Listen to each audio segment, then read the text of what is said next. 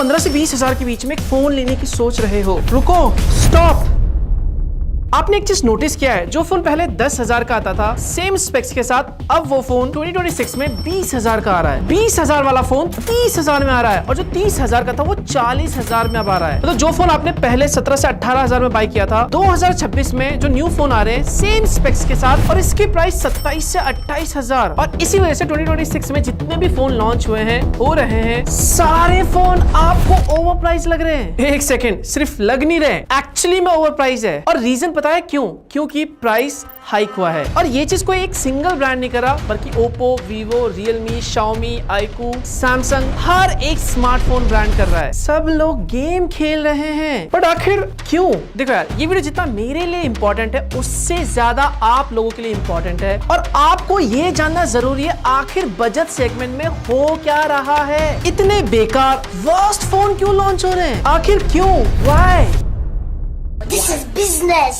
चलिए मैं आपको समझाता हूँ। जो बजट फोन थे उनकी प्राइस 2026 में 1000 से 2000 इंक्रीज हुई है और जो मिड रेंज फोन थे उनकी प्राइस में 4000 से लेके 5000 का जंप हुआ है। यकीन नहीं हो रहा? Just pause the video and आपके पास जो फोन है जो आपने 2025 में खरीदा था और अभी जाके Amazon या फिर फ्लिपकार्ट पे उस फोन की एग्जैक्ट प्राइसिंग चेक करो। जिस प्राइस में आपने वो फोन बाय किया था उससे ज्यादा ही प्राइस आपको अभी फिलहाल दिखेगी। मैं मजाक नहीं कर रहा, सीरियसली जाके चेक करो और कमेंट में आके मुझे बताओ प्राइस कितनी बढ़ी है। एंड लगे हाथ कमेंट करे तो यार लाइक भी कर दो, मुझे अच्छा लगेगा। आपका एक लाइक मेक्स मी हैप्पी। देखो यार, ये तो हो गई पुरानी बात, लेकिन अभी 2026 में जो फोन लॉन्च हो रहे स्पेशली बजट सेगमेंट में, उनकी हालत इतनी खराब हो गई है, आई स्वेयर मैंने एक्सपेक्ट नहीं किया था। और ये जो बजट फोन है ना, इनकी हालत खराब नहीं हुई है, इनकी हालत खराब की गई है। और इसका बिगेस्ट विलन है एआई। अब खुद ही देख लो 2025 में हमें एक बजट फोन में क्या मिलता था? एक अच्छा डिस्प्ले फुल एचडी प्लस, एक अच्छा कैमरा, सोनी सेंसर हमें 15 से 16,000 की प्राइस पॉइंट में मिलता था, कैमरे में OIS और इसके साथ एक अच्छी परफॉर्मेंस। लगता था एक value for money budget phone है। लेकिन अब क्या मिल रहा है? Same RAM, same old processor, single camera 50 megapixel का, no ultra wide, no OIS,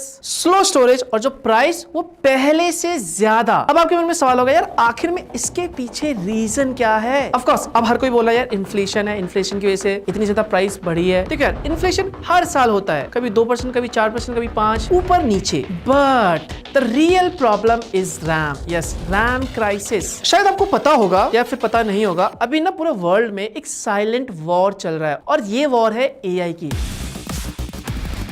हर कोई एआई में सबसे आगे रहना चाहता है। इसी वजह से आपने देखा होगा 2024 में स्मार्टफोनों में एआई आने लगा, लैपटॉप में एआई आने लगा। इनफैक्ट अभी तो जो आपको एसी और फ्रिज देखने को मिलेगा उसमें भी एआई है। हर चीज में एआई भाई साहब जबरदस्ती डाला जा रहा है। अब ऑब्वियसली भाई एआई की इतनी ज्यादा हाइप बनाई जा रही है, डिमांड बढ़ रहा है, लोगों को हर चीज में एआई चाहिए, हर किसी को एआई में आगे जाना है। तो ऑफकोर्स जितने भी टेक जाइंट्स हैं जैसे गूगल हो गया, मेटा हो गया, Microsoft, open AI, massive data centres बना रहे हैं, बिलियंस ऑफ डॉलर इन्वेस्ट किया जा रहा है और उन डेटा सेंटर्स को रन करने के लिए इंसेन अमाउंट ऑफ रैम की जरूरत है। और जितने भी ये टेक जाइंट्स हैं वो सारे रैम्स को बाय कर रहे हैं और इन रैम बनाने वाली कंपनी को जितना पैसा चाहिए उतना पैसा दिया जा रहा है। और भाई ये बिजनेस का रूल है, जो आपको ज्यादा पैसे देगा आप उसको ज्यादा प्रोडक्शन दोगे। तो जो रैम पहले 10 कंपनीज बाय करते थे, अब वो सारा रैम ये टेक जाइंट्स कंपनी बाय कर ले रही है। मतलब डिमांड ज्यादा हो गई है, सप्लाई कम हो गई है। और इकोनॉमिक्स का रूल ही है, आपने पढ़ाई होगा, जहां डिमांड ज्यादा प्रोडक्शन कम, प्राइस अपने आप ऊपर जाएगा। लेकिन जो रैम, स्टोरेज, चिपसेट शॉर्टेज है ना, ये कोई नया नहीं है, अभी जस्ट नहीं आया। 2023 से ना ग्लोबली रैम, स्टोरेज, चिपसेट की ना शॉर्टेज चल रहा था। उस वक्त कंपनी के पास अच्छा खासा स्टॉक था, उसी को यूज कर रहे थे। इसी वजह से आपने देखा होगा जो कंपनीज है सेम चिपसेट, सेम रैम का इस्तेमाल कर रहे थे। इसी वजह से उसका जो इम्पैक्ट है ना हमें इतना नहीं दिखाई दे रहा था। लेकिन अब 2025 और 26 में इसका जो इफेक्ट है वो विजिबल हो रहा है। इसी वजह से पिछले कुछ टाइम में रैम की जो प्राइसेस है वो ऑलमोस्ट डबल हो गई है। जो रैम की प्रोडक्शन है वो एआई चिप की तरफ शिफ्ट हो गया है एंड स्मार्टफोन इंडस्ट्री को जो सप्लाई है ना वो कम हो गया है। इनफैक्ट मैंने अभी एक न्यूज पढ़ा, जो पहले बजट फोनों में, इवन प्रीमियम फोन में LPDDR4 और 4X रैम आता था, उसकी प्रोडक्शन अब सैमसंग ने बंद कर दी है। मतलब 2026 के एंड आते आते जितने भी फोन्स आपको मिलेंगे, चाहे वो बजट हो, मिड रेंज हो, सभी में आपको मिनिमम LPDDR5 रैम मिलेगा। एंड ऑफ कोर्स आपको पता ही है LPDDR5 रैम LPDDR4 रैम से एक्सपेंसिव होते हैं, बेटर होते हैं। अब ऐसे में रैम, स्टोरेज की कमी है, तो कंपनीज के पास 3 ऑप्शन थे। पहला, प्राइस बढ़ाओ, दूसरा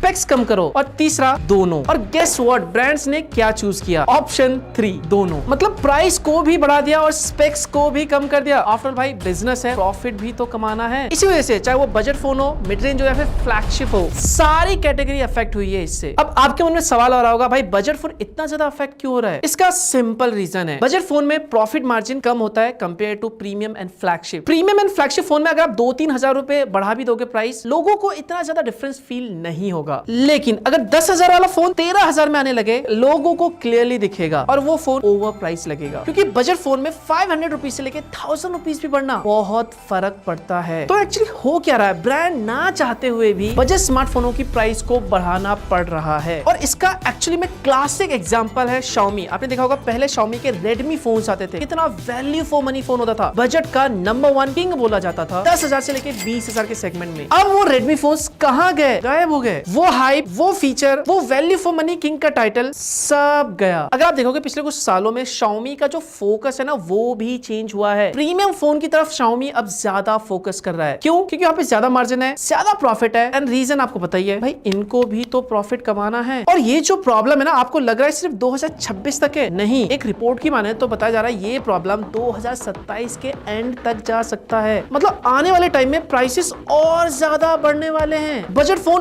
और वर्स्ट हो सकते हैं, और शायद एक टाइम आएगा जब हमें कहना पड़ेगा RIP बजट फोन। एंड एक थैंक्स तो बनता है AI को। AI जितना ज्यादा स्मार्ट होता जा रहा है, बजट फोन्स उतने ज्यादा डम होते जा रहे हैं। सो माय फाइनल एडवाइस, अगर आपको 2026 में एक एक्चुअली में अच्छा बजट फोन बाय करना है, जिसमें कैमरा अच्छा हो, परफॉर्मेंस अच्छी हो, डिस्प्ले भी अच्छा हो, डिजाइन भी अच्छा हो, आपको एटलीस्ट 25,000 के आसपास स्पेंड करना होगा अगर आपको एक अच्छा फोन चाहिए। लेकिन अगर आप 15 से 20,000 में एक नया लॉन्च हुआ अच्छा फोन लेने की सोच रहे 2026 में भूल जाओ। लेकिन फिर भी अगर आपका बजट टाइट है, आपको फोन खरीदना ही है, तो ऐसे में जो 2025 में फोन लॉन्च हुए हैं ना, उनको बाय करना मेरे ख्याल से 2026 में ज्यादा सेंस करता है। वो फोन ज्यादा बेटर है, ज्यादा बेटर हार्डवेयर उनमें आपको मिलता है। 2026 में एक नया अच्छा बजट फोन डोंट एक्सपेक्ट। मतलब अभी देख लो, 2026 है, देख लेना, जो फोन्स आएंगे आपको पता चल जाएगा। चलो यार, ये मेरा ओपिनियन था, आपका क्या ओपिनियन है इस बजट फोन्स को लेके? एक बार कमेंट में बताओ, आपके ओपिनियन भी मैटर करते हैं। एंड अगर आपको वीडियो पसंद आ रहा है और आपको वीडियो अच्छा लगा, इन्फॉर्मेटिव लगा, शेयर कर देना। कुछ भी सवाल वगैरह हो आप कमेंट में पूछ सकते हो बेझिझक, या फिर ट्विटर पे जाओ और वहां पे @मनोज सारू सर्च करो और मुझे फॉलो करो। वहां पे ट्वीट चिट चैट वगैरह करना है, आप मुझसे कर सकते हो। चलो यार, बाकी मिलता हूं मैं आपको नई वीडियो के साथ, तब तक के लिए बाय बाय, टेक केयर,